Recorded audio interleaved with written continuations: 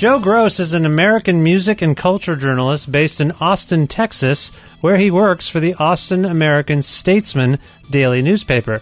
With past bylines in Spin, Rolling Stone, The Village Voice, and Washington City Paper, among others, Joe employed his considerable journalistic skill to explore Fugazi's 1993 album, In on the Killtaker.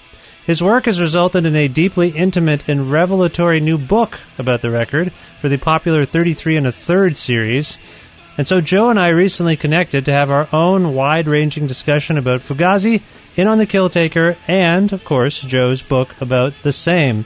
With in-kind support from Pizza Trokadero, The Bookshelf, and Planet Bean Coffee in Guelph, and Grandad's Donuts in Hamilton, and, of course, listeners like you who make flexible monthly pledges at patreon.com/Creative Control, download episodes, and subscribe to this podcast. This is the 421st episode of Creative Control, featuring Joe Gross discussing my favorite band of all time, Fugazi, with your host, me, Vish Khanna.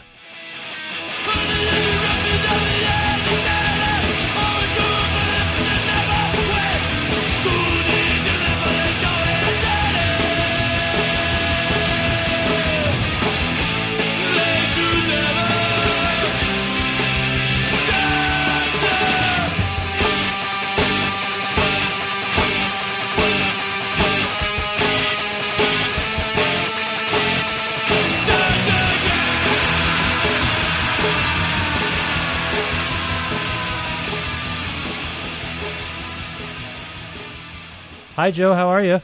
I'm good, man. How you doing? I'm very well. It's nice to speak with you. Where in the world are you today? I am in Austin, Texas, in a disused conference room at my day job at the Austin American-Statesman, which is the daily newspaper in Austin, Texas. Oh, okay. I didn't realize you were based in Austin. How are things down in Austin these days?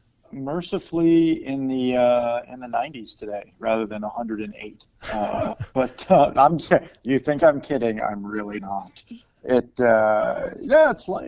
lovely here. Oh, good. Yeah, we have had these sporadic heat waves here where I'm calling you from in Guelph, and the weather is something. It is something else. And I was thinking about this because I've done many of these episodes of my show, and invariably when I ask someone how things are going in the city, they don't talk about civic unrest, political circumstances. They just always talk about the weather. I wonder... Weather and traffic, man. That's how we roll here. That's just what we talk about, isn't it? When I say, hey, how are things in your city? Almost everyone talks about the weather. And I find that fascinating. I guess it's the major universal thing we all have to deal with no matter where we live. Yeah, it's just a good entry into small talk. I think if we started with, I'm deeply disillusioned with the city council, that would sort of go off the rails pretty fast. Yeah, but that's the kind of stuff that I get to eventually anyway. It just always starts with, it's sunny, it's hot, it's rainy, it's snowy, whatever. It's just interesting. It's just the immediate. I just have been, I do these all the time, so I just was thinking about that the other day. Almost all of them are weather, which is, like I say, you're right. It's small talk. It's the way things are. It's just kind of there. Yeah, for all of us, it's just there. The weather is there. Life is there, but we define ourselves by our elements a little bit. That's all I'm getting at, and now the small talk is getting a little intense. Now all I'm saying is you get jacket weather all the time, and we crave it. That's all I'm saying. I've not been to Austin in some time. I've only been there once, actually, now that I think about it, but and maybe like in 2009, and as I recall, it was freakishly hot. Yeah, no, I don't. I mean, I have absolutely no idea like what you would do if you were from Canada. I remember many, many years ago when it legitimately was 108 one day during the Austin City Limits Music Festival, as part of their ongoing ascent into world domination, into a position of world domination. The Arcade Fire played a set in the middle of the afternoon at the Austin City Limits Music Festival. I remember thinking, one, all of these people are Canadian, and two, they're all wearing black suits, and three, somebody's going to die before the end of this set.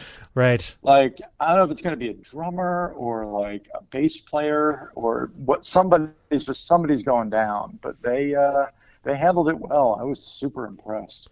Well, I should say that two of the members of Arcade Fire are actually from Texas. So they are seasoned. They might have been, and then by osmosis, the rest of the band might have gained immunity to the condition somehow. I don't know. They might have just taken them aside and said, "Look, just put your T-shirt in the freezer before we go out. Trust me on this. Just tuck it in. We're gonna get through this. We got about 45 minutes to play. We can do this." Yeah. Well, I'm glad it's relatively comfortable down there, and it's nice to speak with you. I'm a fan of your most recent work, In on the Kill Taker. This is a 33 and a third book. This series, I'm a fan of this series. They put out what they do. If people don't know, they get people like you to write entire small, short, relatively short books that cover the history and maybe cultural significance of any given record. And I think I've maybe summed that up relatively accurately. That's pretty much what they do. Why did you gravitate towards doing a long-form piece on In on the Kill Taker by Fugazi? Well, I have thought about pitching a Fugazi book to them for a number of years. They're the band that I've sort of spent the most time thinking about over the past, 30 years or something. I guess it's been about 30 years now that I think about it. The first record came out in '88. Yeah. They're the band I've sort of thought about the most as I became somebody who writes about music professionally and writes about popular culture professionally. I engaged their work a couple of times over the years and have done so at every stage of my career. One of the very first record reviews I ever wrote for a high school newspaper was for Steady Diet of Nothing. And it just, I never got tired of them. And in 2015, I just kind of decided to bite the bullet and pitch a Fugazi record to 33 and a third. But I decided very early in the process that I wanted it to be interview-based. I didn't just want to write a book off the top of my dome about them. And I contacted the band and I essentially said, I want to pitch this. I don't want to do it if you can't participate or don't want to. So I just want to know if this is something that you're into and if there are particular records that you would enjoy talking about more than others. I can write about any of them. And I know your catalog forwards and backwards. But I'm wondering if there are particular records that you have better or worse memory of or anything like that. And the band got back to me and said, you can write about whatever you want. We can tell you that we did not have a great time making Steady Diet of Nothing, and that was not a particularly pleasant point in the band's history, but we're perfectly happy to talk about it. So I decided to do Kill Taker because I thought it was at a very interesting moment in the band's career in what became known as alternative rock on a major label level. It came out after the Nirvana explosion, but before In Utero and the beginning of sort of the contraction of that market through the back half of the 90s. Again, on the major label level, this isn't really reflective of them or anything going on in the underground. But it was the first Fugazi record that I think a lot of people heard. It shipped a massive number of copies and debuted for the first time. A Fugazi record debuted on the Billboard Top 200, which was both indicative of a change in the way Billboard did its tallying, relying on SoundScan more than reports from record stores, and reflective of sort of where the culture was in 1993. So it seemed like a good record to tackle. Yeah, there's a lot to unpack there for sure. I can see why you chose this record. Now, you mentioned that the band didn't have a good time making Steady Diet of Nothing, which you illuminate in this book, but in a nutshell, can you explain why they had a bad experience? This was a bit surprising to me because I have a fondness for that record, and I hadn't really... the songs on that record in particular, I think in my head... After reading the section about it in your book, I thought, you know what, the production is weird on that record. I never really thought about it, but can you talk about that a little bit? Sure. Yeah, I think they wanted to try. They had made a record. They made their first record with Ted Nicely, who I think is a brilliant producer.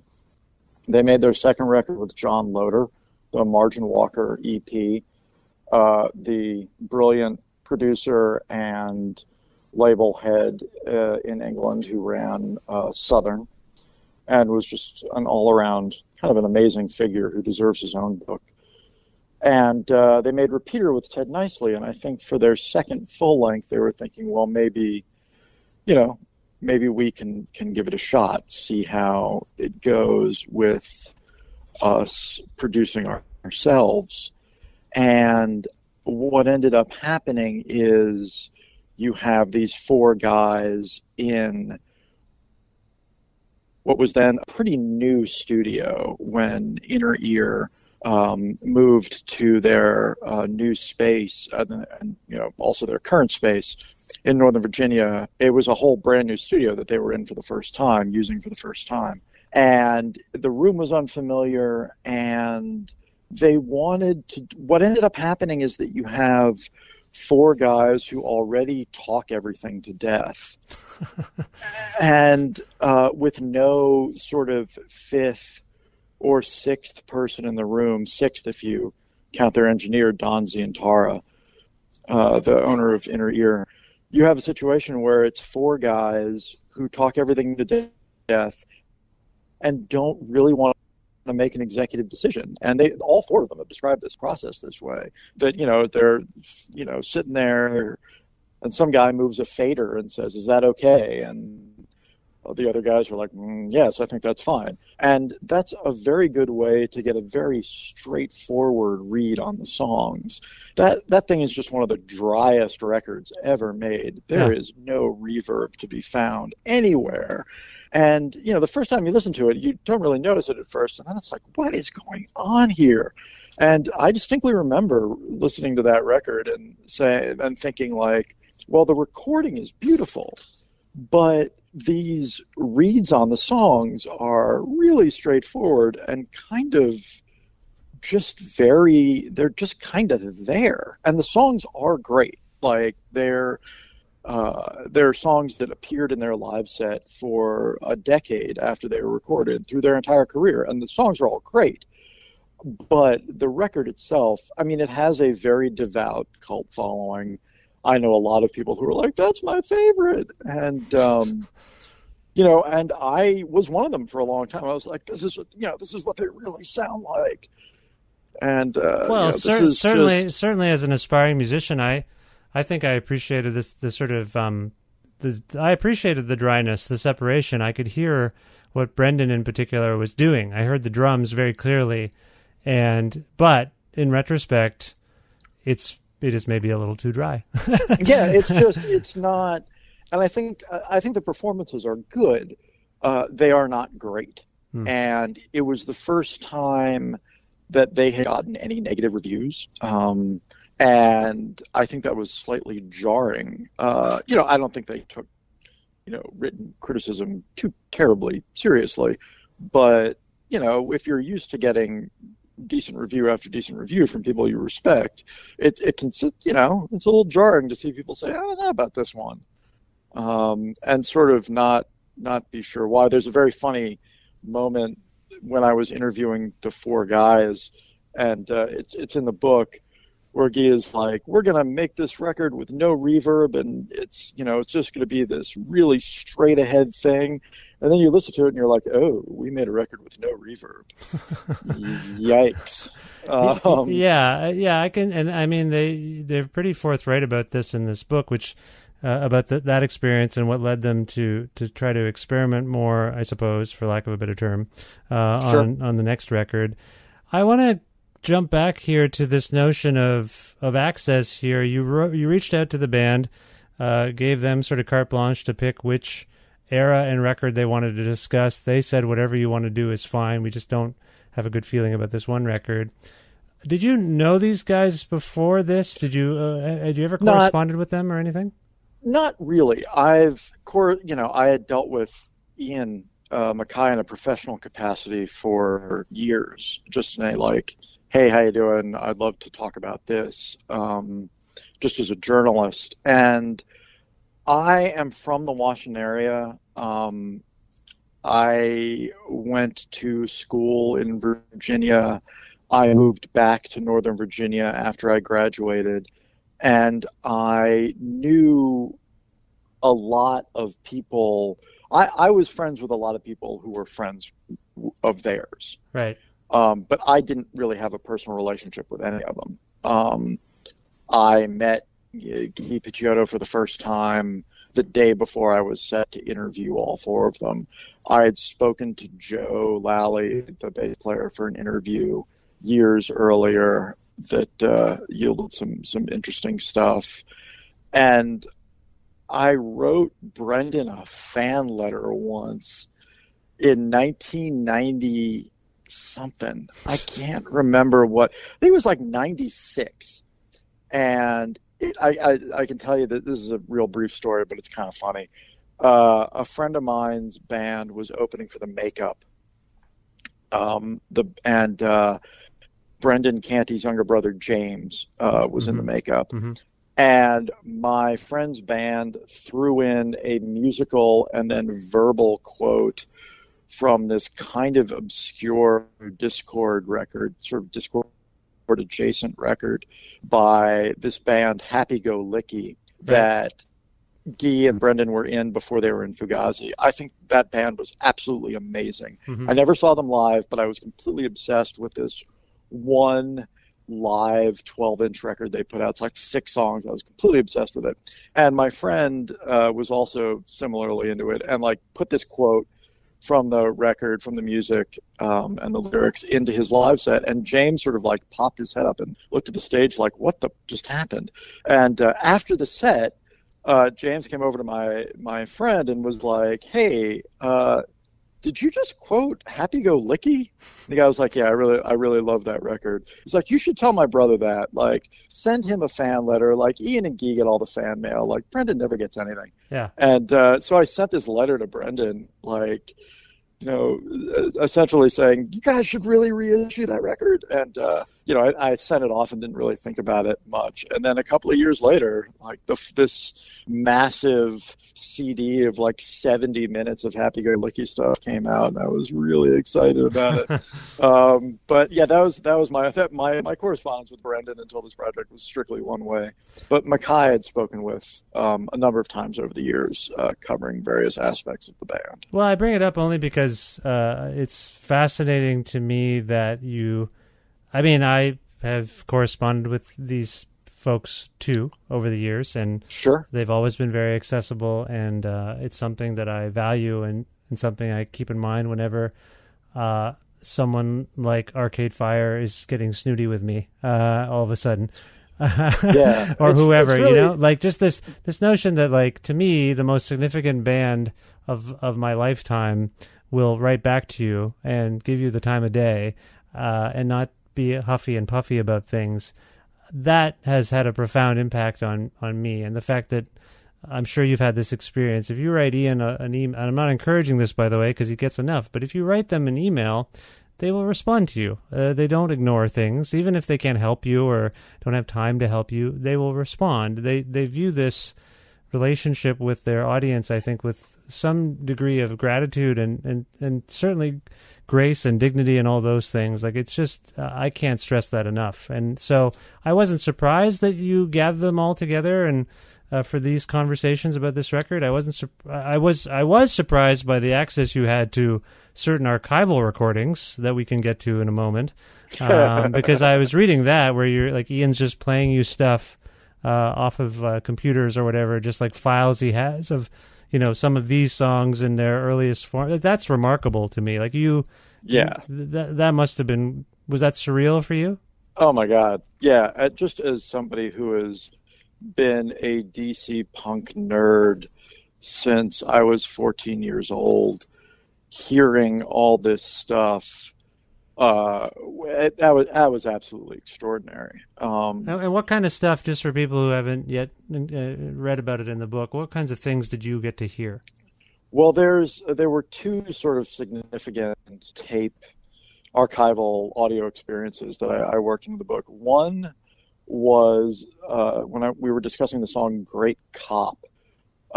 which is a terrific song and is the most hardcore punk sounding thing they had written in forever. And, hardcore as a genre was not something the band was into. In fact, there was something that they were like very obviously moving away from the moment they, got together.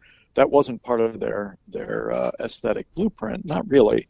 But Great Cop sounds like a hardcore song, straight up.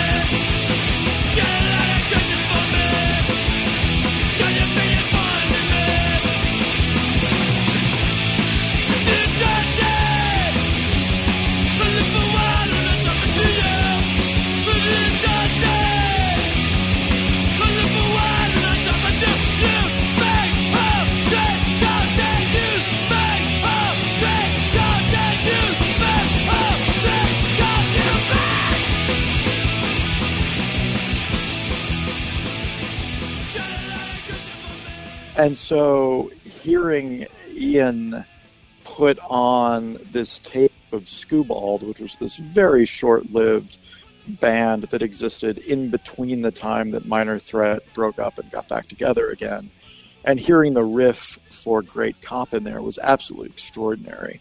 And hearing him play it with another band and then another band, and none of these other bands being all that interested in the song and the song not really going anywhere. And finally, just like, let's, hearing Fugazi figure out what to do with this riff was a fantastic lesson in never ever throwing anything away. If you're an artist, like, you just never know when something's going to become useful. Yeah, it's a remarkable story in the book as well. You tell it well, that he basically tried it with almost every band he was in at some point or another. Yeah, that was amazing. The other one, if you don't mind me talking about it, please. Oh, okay. The other tape moment that absolutely blew my mind, and I subsequently was like, you really should put that out, was a demo they made at Inner Ear the summer of 1992 of the song Instrument and the song Rend It. Mm-hmm.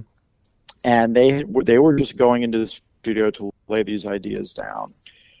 And Ian was like, let me play you these just so you can hear what we were, like, where we were that summer before we started, recording with Albini. And he plays these two songs, and they are unbelievable. They're done. And there are little things that are different. The instrument ends in a round with Ian singing both parts in this, row your boat kind of way that's really extraordinary and powerful.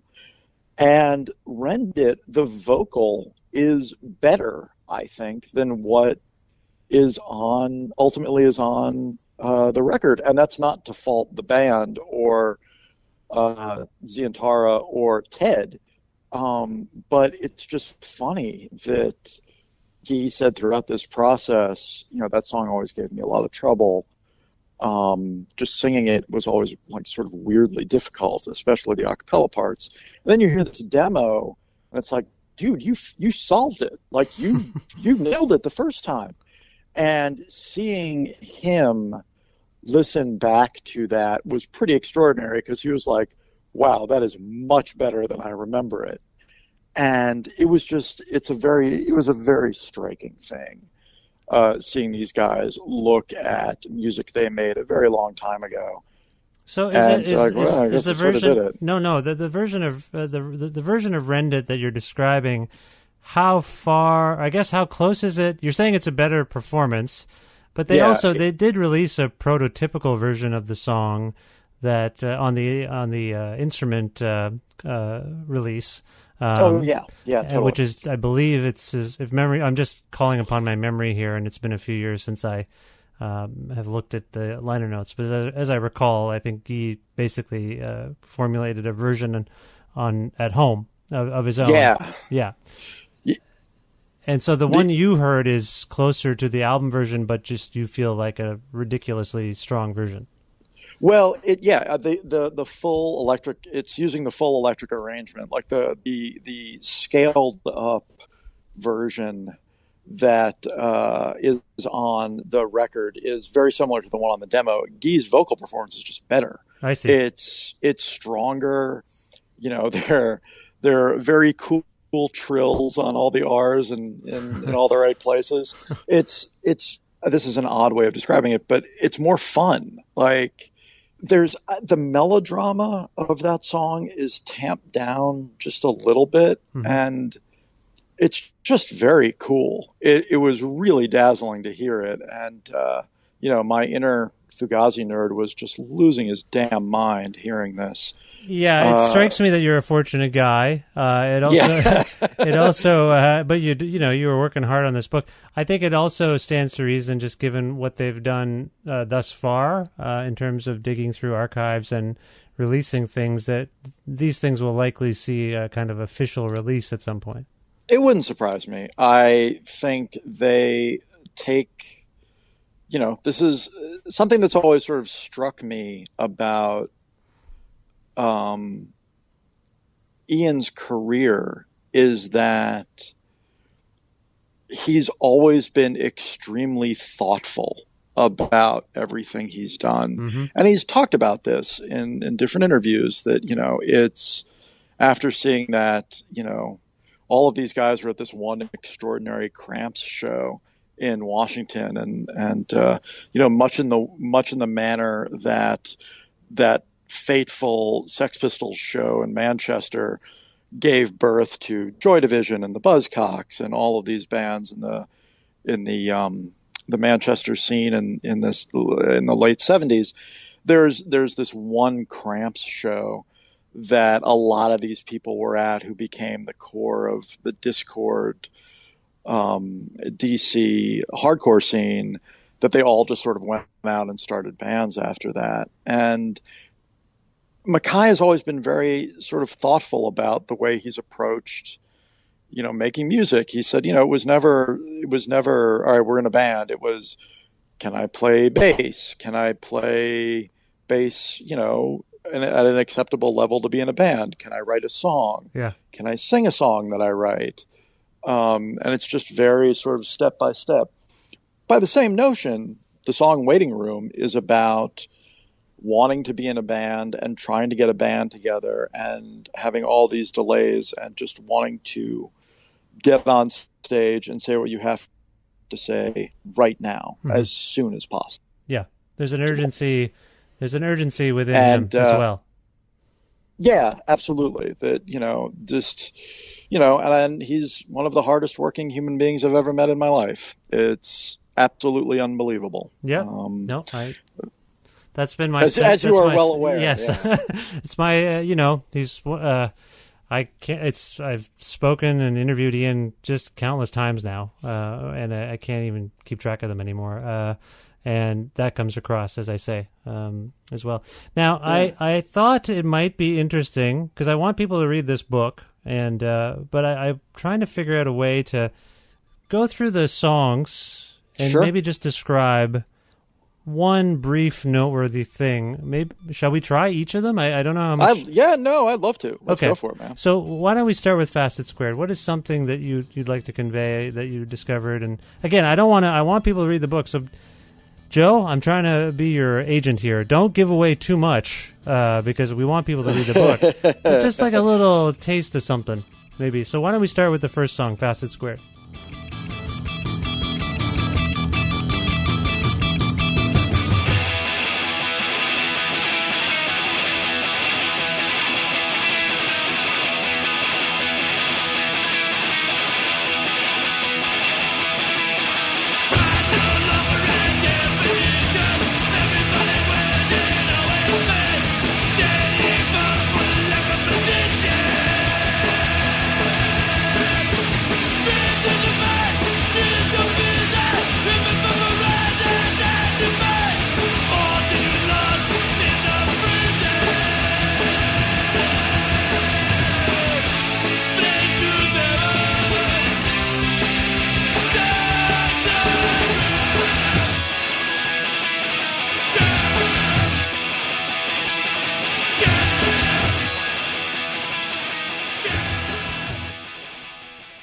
I mean, I want everyone to read the book as well, but I'm gonna give away the big one about Facet Squared because it's the book's been out for a little while, and I like I said, I'd like everybody to read it, but I will.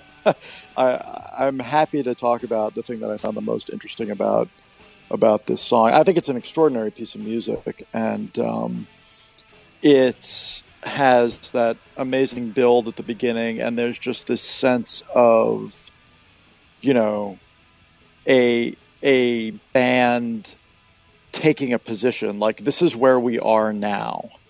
This is what we're about. From the lyrics to the fact that it's just this sort of overwhelming track, and this sort of declaratory sense in the lyrics that these are the positions we're staking out, and this is how we view the world, and it's kind of this statement of purpose, and I love it. But the thing that is funniest is the title. And when I asked Ian about the title, he said, what do you think it means? And I gave my answer. He's like, oh, that's kind of interesting. Like, that's not bad. He's like, that's not correct. I'm like, well, what's up? He's like, well, the working title for the song was part of the choral bit, Flags Are Such Ugly Things, mm-hmm. which spells out facet, F-A-S-U-T. Yeah. But that's not a word, so we just changed it to facet in the title and put squared on there. And, that's how we came up with the title. I'm just sitting there like, Jesus Christ, I really should have figured that out. And I've only lived with this record for 20 plus years and know it like the back of my hand, and that never crossed my mind. I enjoy the fact that he tested you out on it. There's a playful trickster streak to Ian that comes out every once in a while, and I like like that he's done it to me where he's like, what do you think that means? And I'll do the same thing because you respect Ian and you want to try to stand toe to toe with him a little bit, and then he'll be like, well, actually. Yeah, I mean, the thing, something that Albini said this, Steve Albini said this, and it's entirely possible he said it on your program, but I remember reading it on the electrical audio message board, and I've used it as a quote in a couple of different places when I've written about the band. But something that I love about the band that is sort of hard to parse is all four of them are incredibly funny people. Absolutely. And Ian is extraordinarily funny, but he's so dry that it's hard to see sometimes. And something that I think was sort of radically revealed by the Fugazi Live series is that their onstage banner is often absolutely hilarious. Yeah. But he's also kind of messing with the audience in a way that the audience either doesn't appreciate or doesn't get or doesn't find funny. But with some remove, not being there in the moment, what is interpreted as being humorless scolds is actually just being kind of funny. And yeah, it's when you talk to them, you get that comes across, or when you watch even the documentary that Jem Cohen made, you can tell there's a sense of humor. I'll quickly tell you that Guy and I had a friendly wager on the 2018 NBA playoff series, the Toronto Raptors versus the Washington Wizards. And the wager began as kind of like the loser has to get the other person a sandwich. Then it became pizza. Then he settled on bagels. He insisted the loser has to send the winner bagels. So the Raptors won the series, and he said, all right, I put your bagels in the mail. I open up my mailbox one day. There's a parcel from Guy. It is a bobblehead of the Washington Wizard player, Otto Porter Jr. I don't even know what to do with that. Like, that's just next level. I mean, here's the thing, and there's really no getting around this. Guy is maybe 8 to 10 years older than I am. Yeah. So he was 15 or so in 19 79. I was about 5. The Bullets and then the Wizards have been bad for the majority of the past 30 years. Yeah, they've been bad. Sure. 40 years. They've been they've been varying degrees of shitty for that entire time.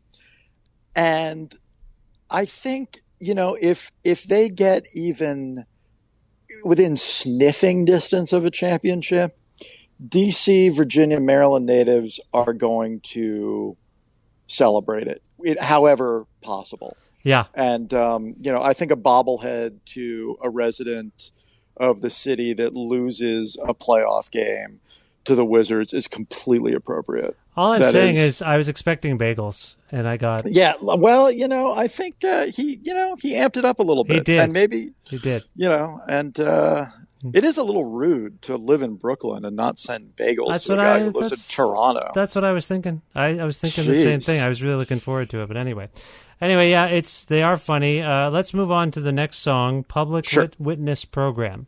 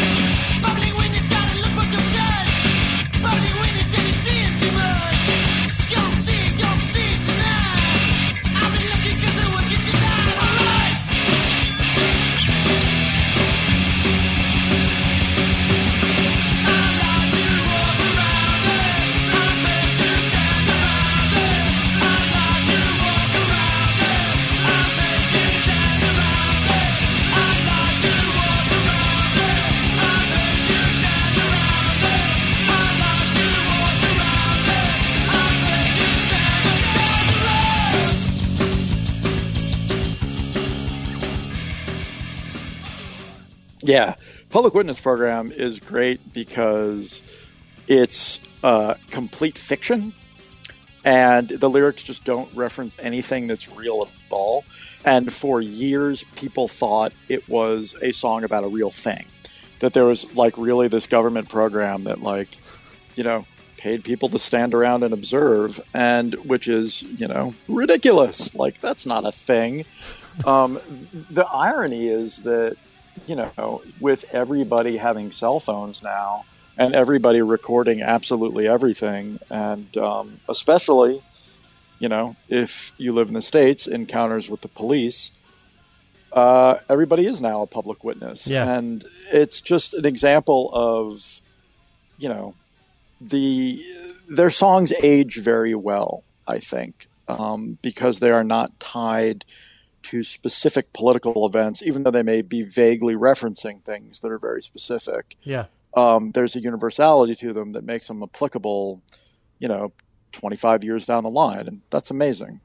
Yeah, I hear you there, and yeah, again, there's that sense of humor, but there's this notion that something sinister is going on. Yeah. Yeah. Okay, we move on to the third song on the record, Returning the Screw.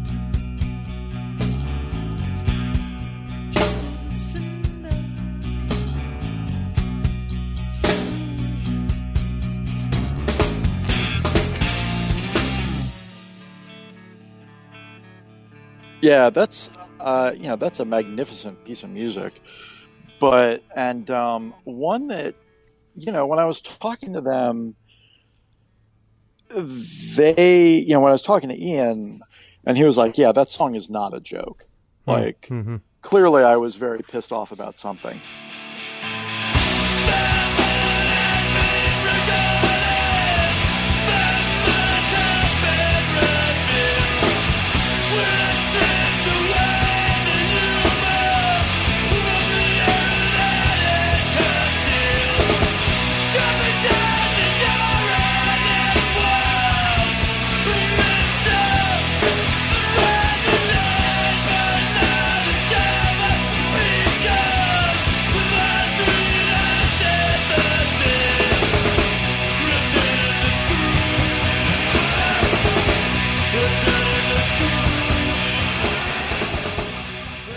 The funny part is he kind of couldn't remember this if it was about a specific thing. So what, whoever pissed him off that week has remained obscure. And that chapter ended up being more about sort of people being mean to just the undercurrent of misanthropy that was sort of in American indie rock then. Seems kind of hilarious in retrospect now because the pendulum has swung so completely the other way. Yes, it's true. You mentioned that they encountered their first negative reviews for their last record, and I know in the conversation that I had, and you alluded to, I guess a few moments ago, where I had Ian MacKaye and Steve Albini in conversation, Ian invokes this phrase, mean zine. There was a mean zine culture that went on, where people were just kind of trying to tear down everyone. Yeah, and if anybody is listening to this and has not heard the Albini and MacKaye episode of this program, you need to listen to it immediately. It is absolutely amazing. Oh, thanks. I appreciate that.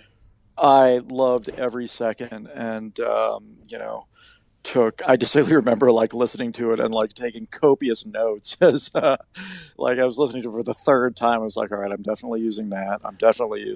Well, the first part is germane to your book. I'm a little regretful that I know from a statistical point of view anyway, that not as many people checked out the second part, which I found way more interesting on some level. Like it's less to do with Palehead and In on the Killtaker and sort of those topics. It's way more about political correctness and the current state of affairs, and I just found it really fascinating. Yeah, the second part is terrific and does get into more of their respective worldviews, and everybody go listen to it. It's great. But yeah, Returning the Screw is, it's just sort of a song about being, humiliated and hacked off, and is a powerful piece of music. But and I love it, but it's not. I think it's a very good song. It's not a song I think about as much as I think about, other songs on the record. I'll put it that way. Although I do love it. I think I don't know if, I believe they were fans. I believe it had an impact on them.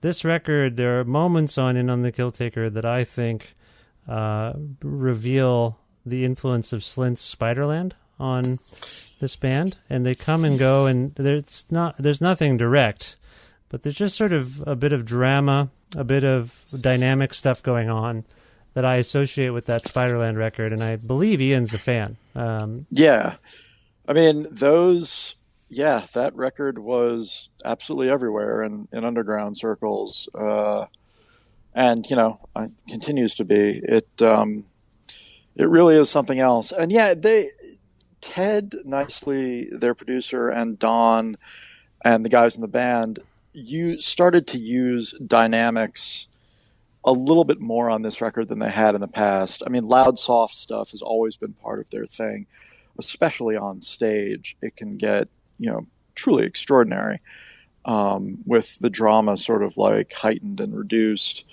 that way. And Returning the Screw is, I think you're right, is a good example of using volume in a very cool way, especially in the last minute when it just like crashes back to life and Ian just starts, howling at the back half of it. Yeah. It's pretty fantastic. Yeah, and again, I hear that howling in the Slint stuff as well. Like, it just out of nowhere, there's these...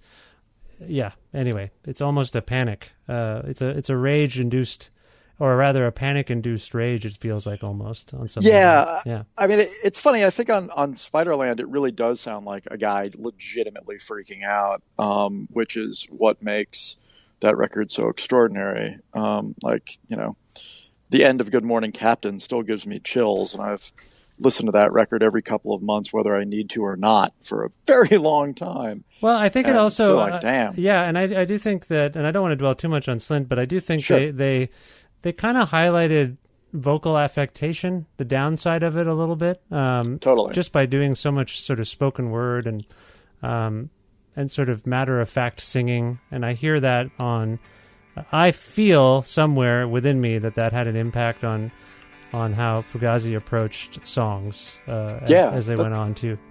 That's a very cool point, yeah. Yeah. Okay, we move on to Smallpox Champion.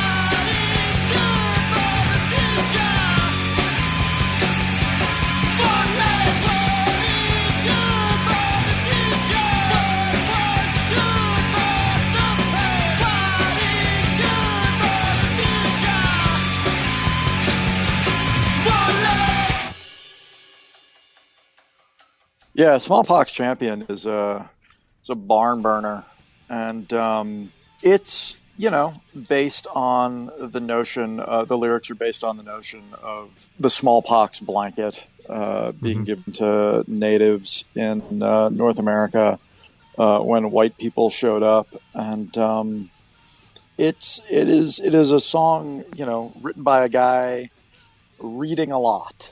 And trying to make... That's right. Guy had read Bury My Heart at Wounded Knee, I believe, right? Yeah, and was sort of vibing off of that. And yeah, it's a burner. And it's one of those songs that... I mean, you can sort of stress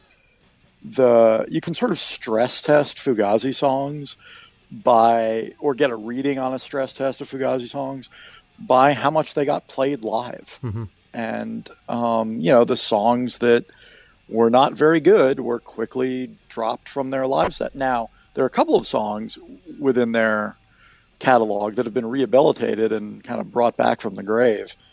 But that doesn't happen too often. And if a song didn't work, it got dropped pretty quick. Yeah.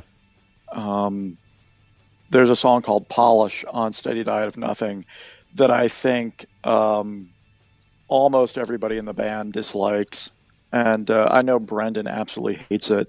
And we were looking at when I was interviewing them, he picked up a Steady Diet CD case that was sitting on the table and said, "Wait a minute, what is on this record?" And he sort of looked at it. It was like, "Oh yeah, this is all good." And then he's like, "Except for stupid Polish." And I'm like, "Excuse me?" He's like, song shouldn't be there. And I said, one of my best friends absolutely loves that song. Yeah. And he said, well, your friend is wrong. That song is terrible. And they ended up playing it like 8 times. And you can tell that nobody liked this song. It wasn't working. Right. But a lot of the stuff on Kill Taker and a lot of the stuff on Steady Diet, that stayed in the set, man. Well, speaking of songs that worked and speaking of melodrama, we move on to Rend It.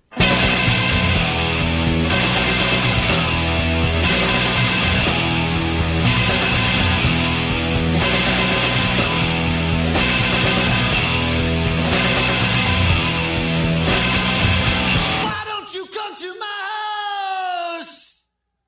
Why don't you drag me right out?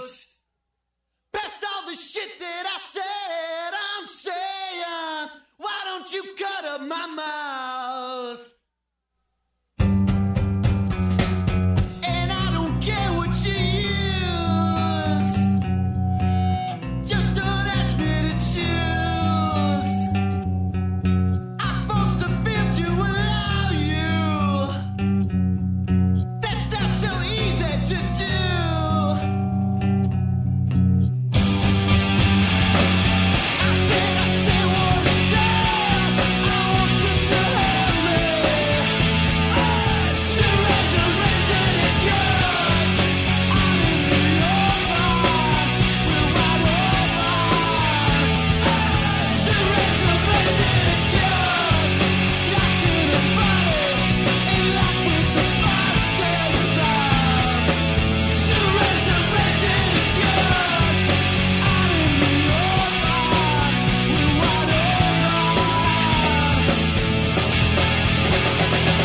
Oh man! You discussed earlier. Is there a kind of a fact that you discovered that you can share with us about this song beyond anything you've already said?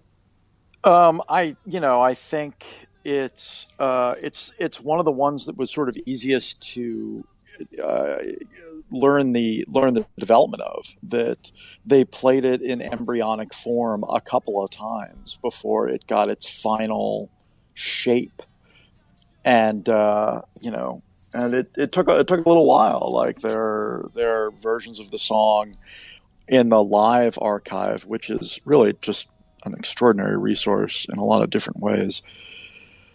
And yeah, absolutely, I agree. Yeah, it's something else. And you can hear it sort of take shape over time, and that was really fascinating to hear. This song in sort of embryonic form with, it's a riff and it's sort of the pieces of the song and the lyrics aren't there yet. And, there's one version where you can hear Guy saying something like blah, blah, blah, blah, blah. That's literally it. Like he's got a couple of ideas, right? And it's just sort of like marking time until they can figure out what to do with this thing. Yeah, I mean, everything has its embryonic state, and we've, like I said, they've released some aspects of where this song came from already into the public. So, and the live archive is there as well for anyone to access. So, that's another standout track for me. Move on to 23 Beats Off.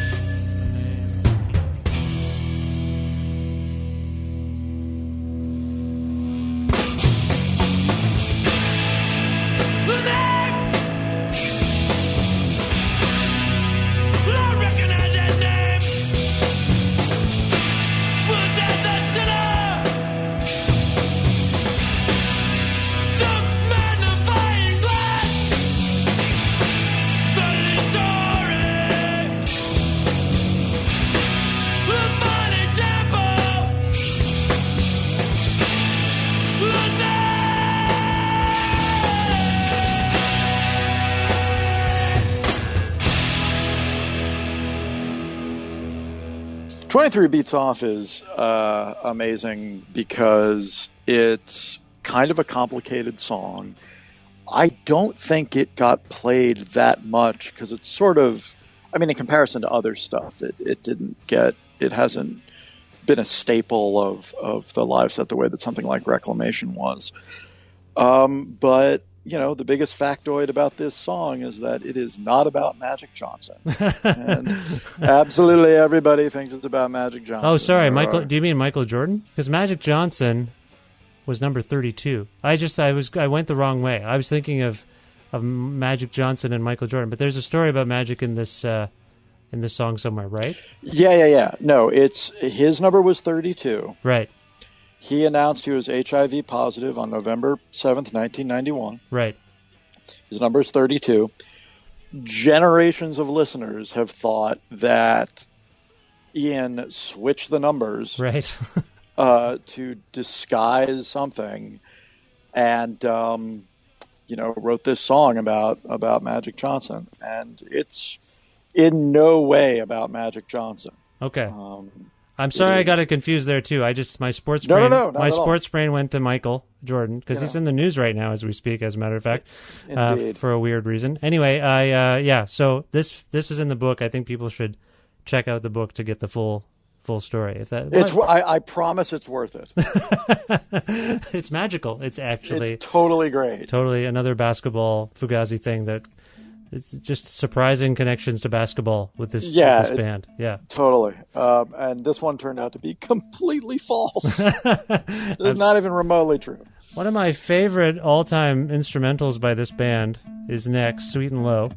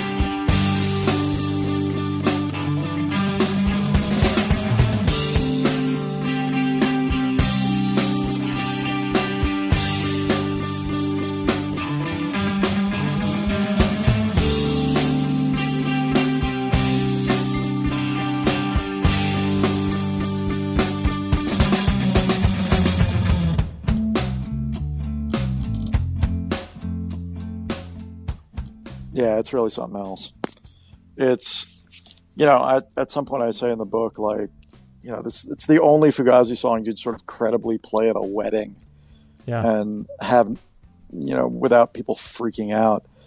And, it's a good example of how instrumentals are a really important part of the Fugazi story. A lot of their songs start out as instrumentals.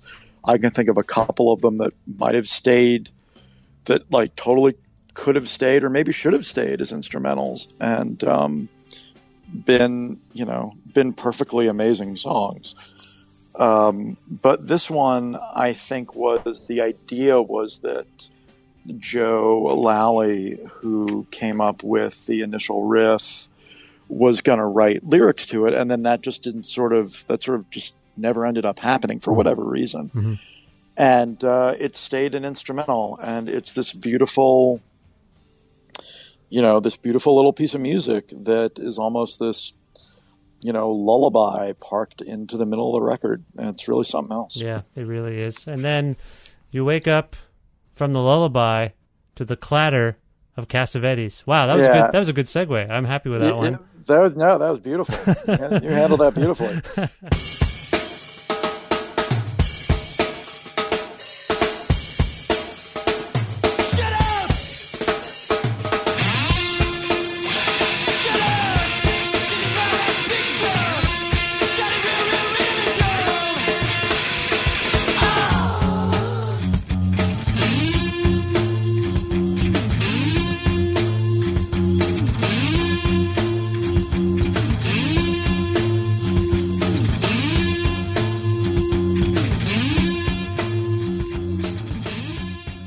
Yeah, no, it's this. There's this great fill from Brendan that Brendan, I remember, credited Ted nicely for coming up with. I remember nicely telling me he absolutely loved that song. He heard the Albini demo version of it and was like, "This song is amazing. I absolutely want to do right by this piece of music." And Brendan said that there was just this very basic drum beat going into the song, and Ted said, no, you need to work up to it. You should, develop these little fills so we get something going into this song that's a little more dramatic. And, to his lasting credit, Nicely was absolutely right. And the intro to that song is stunning and sets up the drama of that song beautifully. And I always thought that was a very good example of, what they were lacking on Steady Diet was that other voice in the room saying, yeah, this is great. No, you can do that better. And hey, I have this idea. Why don't we try this? And that just wasn't there for Steady Diet. Yeah. Well, it's a remarkable story because it is, I think, kind of that's like a legendary part of a song. It works great, and it really sets you up and reminds you that Brendan is, a really extraordinary drummer. Yes, absolutely. Yeah. Yep, I agree. And for what it's worth, to this day, if I'm ever called upon to sound check drums, when the sound engineer's like, "All right, just play the whole kit." This is what I play. Absolutely. I try to play that part. Nice. To the best. How's that work out for you? It's fine. It's the whole kit. I get to play the whole kit. After hitting the individual drums and stuff for a while, they just tell you at some point, all right, just give the whole thing a ride. And so that's where I go. That's where my mind goes. Do you rock a dinner bell? Do you have a dinner bell going? No. I just encountered the dinner bell in Guelph recently when the Mesthetics were here, and that bell has meant a lot to me over the years. It is something else. Yeah. Now, we've talked, I think, already about Great Cop and just scanning the songs. We talked about instrument as well. So what do you think? Should we move on to Walken Syndrome? Should we bypass Great Cop and go to Walken Syndrome? Sure.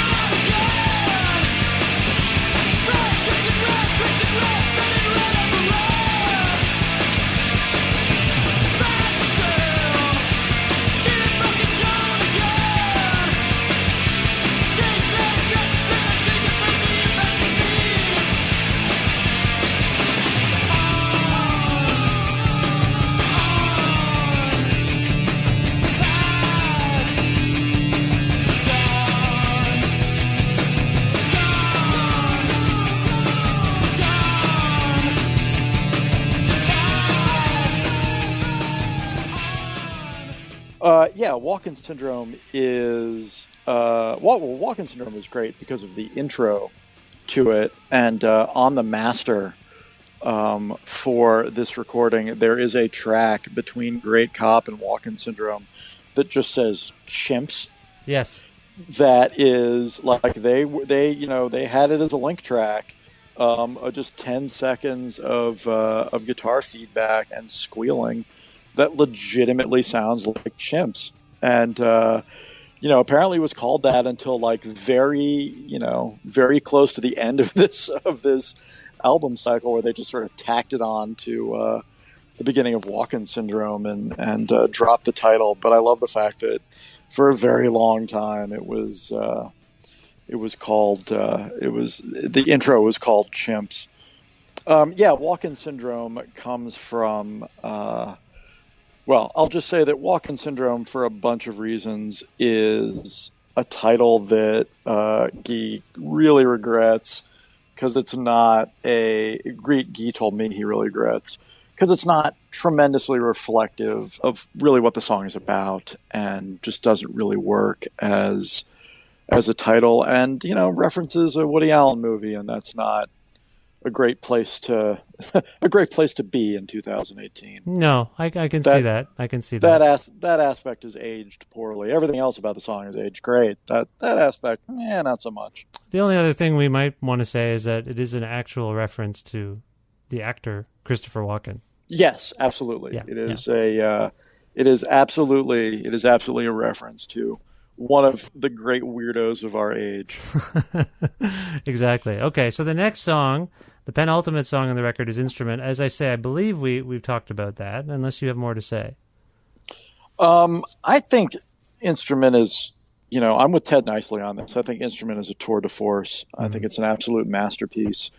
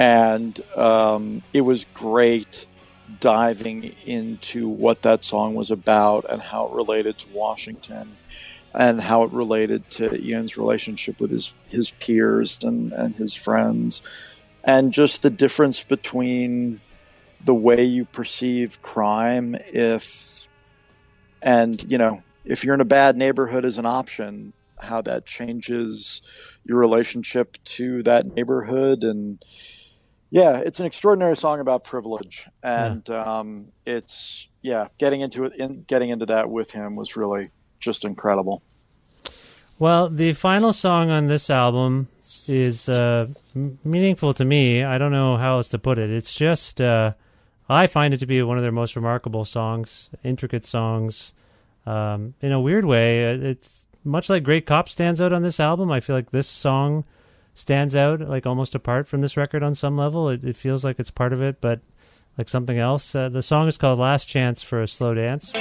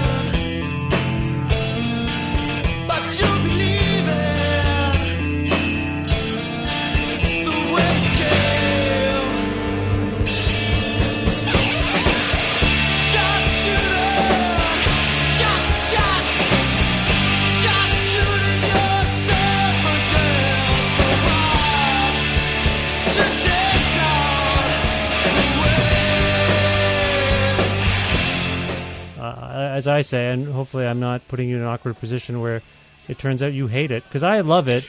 No, not at all. No, it was a song that I always liked, and I never really appreciated, for whatever reason, I never really appreciated it until I wrote this book. And I think that's the only song on this record that I feel that way about. Everything else, my feelings about these songs did not really change for the most part. I knew what I liked about them. I knew what I didn't like. I certainly learned a lot and learned about how they how they wrote songs and their process. But Last Chance is one that I didn't really appreciate until I got into it a little bit more with them and got into it a little bit more with Ted and really grew to love it. It really is an extraordinary piece of music. And I don't know why I didn't appreciate it for as long as I did. I really couldn't tell you. But it's an odd one, though. I think it sticks out in the band's catalog. Yeah, it really does. And its tone feels very different from what is going on in the rest of the record. And part of me always thinks that it would have made like a good one-off single with something else. And I say that as somebody who's just a huge fan of one-off singles. I truly love them. And that's not something that they really did much of as a band. And, I grew to love it. I think it's, and I grew to appreciate what an extraordinary piece of music it is and how beautiful the outro is, where you just have this sort of string quartet, wooden instrument effect. Yeah. That's really gorgeous. Yeah.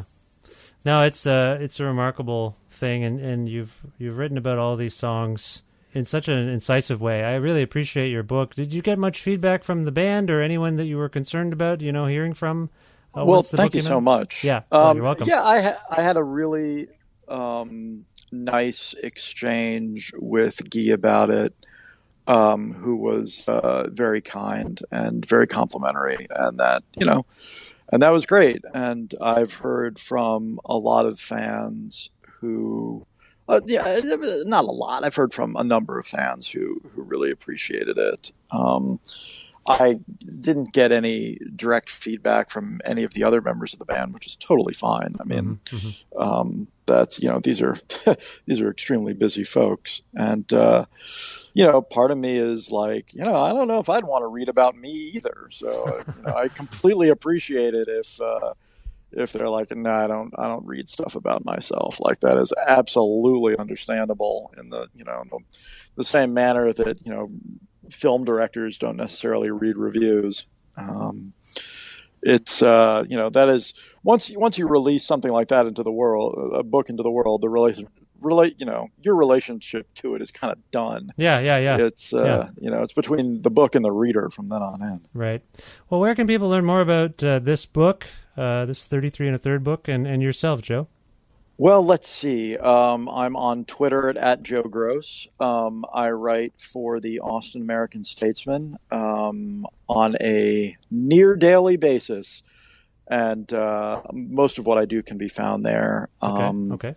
I highly recommend the 33 1/3 website, which will give you details of some sort about their entire catalog, and there are some really extraordinary books in there, and I highly recommend flipping through it and finding records that you're into and want to read more about.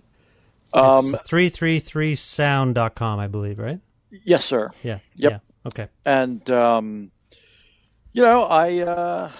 highly recommend the book if you're into the record. I think there's a lot of fun stuff in it that I certainly learned a lot about while writing the book, and I talked to some really fun people, and they were all uniformly pleasant and thoughtful and extremely smart. And I think part of the reason that this ended up being sort of more oral history-ish than I initially went into it thinking it would be is that everybody I talked to is extremely articulate. Yeah. And, if you're dealing with folks that are this smart, you might as well let them speak for themselves. Yeah, that comes across. I can see that happening as you're writing this book. Yeah, they're, and and I'm including in there, people like Cynthia Connolly and Ryan Nelson and Jem Cohen, who, engineered the cover, the sleeve, the first sleeve that he did for the band, and then he did all their subsequent album covers, and that's sort of a neat little story in itself. And the album title story is interesting in itself. Absolutely. Yeah, it was an incredible amount of fun to work on, and hearing these guys be so open and forthright about things they liked and things they didn't like was about this record was absolutely amazing. Well, I urge people to check out this book. As I say, it's In on the Kill Taker by Joe Gross. It's a part of the 33 1/3 series. You can learn more about the album by Fugazi, which we should also tell people to check out. Well, yeah, that's start there, and if you find it engaging, there's a whole book about it. But definitely start with the record first. Discord.com for more information about Fugazi, and there are amazing records. The greatest band I've ever seen, and my favorite band of all time. And Joe, thank you for your contribution to their history, and I wish you the best of luck with everything going forward. Oh, thank you so much, man. I love the show, and I'm honored to be on it.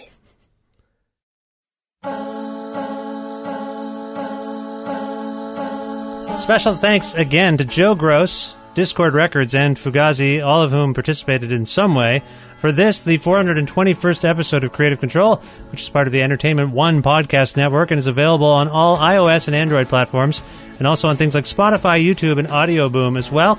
If you can't find an episode that you've heard about and are looking for on any of those platforms, or if you want to learn more about me and sign up for my regularly scheduled newsletter, please visit vishkhanna.com. You can like Creative Control on Facebook, follow us on Twitter at VishCreative, or follow me at VishKhanna. Listen to a radio show version of Creative Control on Wednesdays at noon Eastern Standard Time around the world at CFRU.ca, or on an actual radio at 93.3 FM if you're in or near Guelph. Also visit patreon.com/Creative Control to make a flexible monthly donation to keep this podcast going. It's very much appreciated. For all of you who have pledged at our Patreon page thus far, please continue to do so, and if you can encourage others to do so as well, hey, why not? That would be great. Thank you. Patreon.com/Creative Control. Thanks again to Pizza Trokadero, The Bookshelf, and Planet Bean Coffee in Guelph, Grandad's Donuts in Hamilton, and anyone else who really supports this show with in-kind donations and support. It's really appreciated, including my friend Jim Guthrie. He lets me use the instrumental version of his song, The Rest Is Yet to Come, to end the show each week. You can learn more about Jim and listen to his music at jimguthrie.org. And finally, thanks to you for listening to this show and subscribing to the podcast, downloading episodes, giving it nice ratings and reviews. All that stuff helps spread the word about it. So thank you. I'm going to go. I will talk to you very soon. Goodbye for now.